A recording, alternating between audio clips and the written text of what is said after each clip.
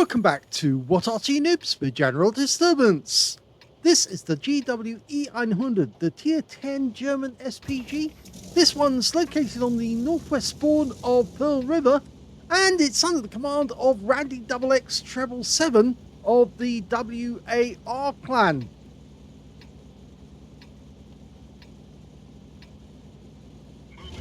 Game on! Well, we saw this Arty in the last replay. In fact, the last two videos have both featured this Arty. Belongs to Randy. He rather likes it. It's one of his favourite vehicles in the game. 2 marks of excellence on the barrel, but he's working on his third. Let's see how he gets on. 21cm howitzer, capable of 900 alpha, 53mm pin, 11.4 meters on the burst radius, and 12.5 to 31 seconds of stun. The enemy Arty was a bit late getting away, rounds out, and he's out the game just like that.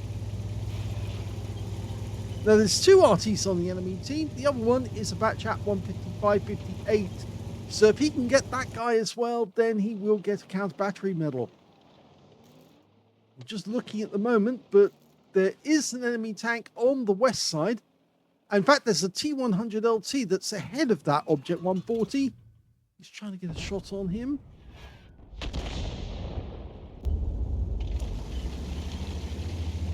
Now there's a lot of action going on the east side of the map, rather, in the heavy tank alley.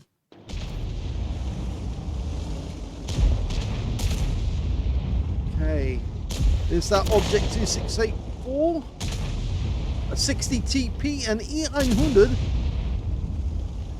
fact, the enemy force is quite huge. Rounds out, lands between the vehicles.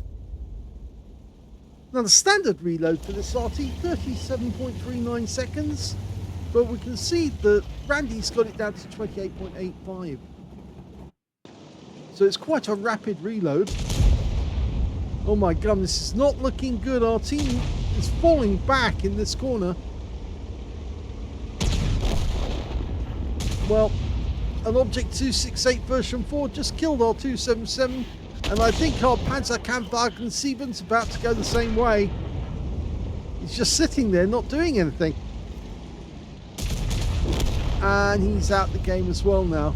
I think they saw it on the cards. But let's see how it goes. Okay, this Object 2685 is falling back as well. We're almost loaded, so we could put a round into those guys. Gets one shot off. Rounds out. Well, both tanks get hit with splash, but sadly it's not stopping them. And the 268 version 5 has now gone down as well. And they're headed towards our cap, and really we've got nothing to stop them with. Unless our teammates come back from the west side of the map. Okay, there's an enemy tank up there, a 60 TP. Let's see if we can get a shot into... Oh, he's down to 1 hit point. And now he's out the game. That was lucky. I think that was a Heshbarn that fired from the west side of the map and hit the 60 TP. Took virtually all of his hit points out with just one shot. Left him on 1 hit point. And then Randy got the shot in that killed him. We've now got... Oh, he didn't last very long either. The 60 TP on our team's gone down. The E900 is a 1-shot. And that shell didn't do anything other than stun him. Unbelievable. Well, the T100 LT managed to get a shot on the E900, but he's lost all his hit points and he's out the game now. Can we get a shot on this E900 to take him out?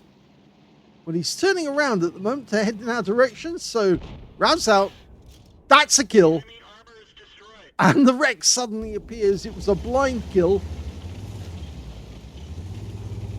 So it looks like most of the enemy tanks that came from the heavy tank alley have been wiped out, amazingly. Got a Super Conqueror going after our T100, the other one on our team. They're chasing each other. Okay, who else can we hit? Progetto 65 down on the west side of the map. It looks like he's running as well.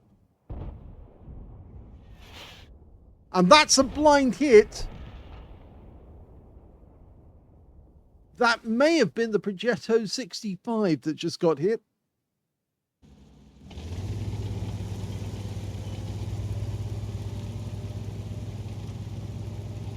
Our T100 LT, the one with the very few hit points, has just found the 268 version 4, and the T92 fires around it and finishes him off. So now it's gone in our favor. They were winning this game, and now we're 3 up on the enemy with every chance of winning. The enemy still have one of their Arty. If we could work out where he was, we could be able to finish him off and get a counter battery. But at the moment, we can't see the tracer. There's the Progetto. That's the one we hit earlier with a blind hit. Rounds out. No, it's going to fall short. Well short. Our T100's found the Progetto, but unfortunately, it doesn't look like that T100 is going to survive. Nope, he's gone. In fact, he got ambushed from behind by that T100. So there are only 2 down now.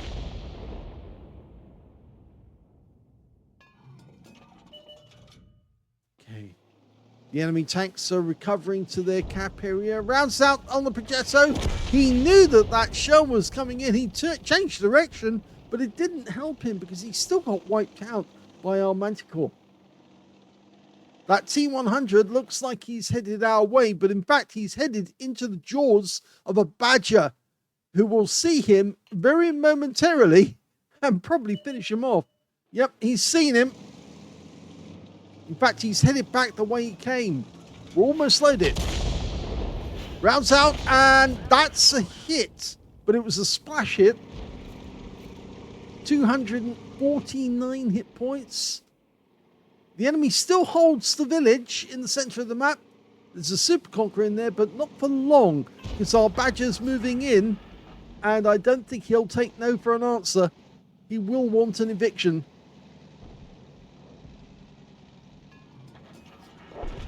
Okay, we're trying to get a shot on that Super Conch, but it's virtually impossible unless the guy heads in this direction, and he is. Rounds out. And that's 313 hit points. 1 critical hit. There's only 2 enemies left. The Super Conch is a 1-shot. He is going to go down.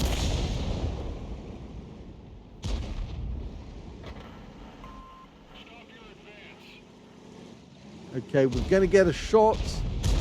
And yes, he does get the kill, the Badger. And that's it. That's the end of the game.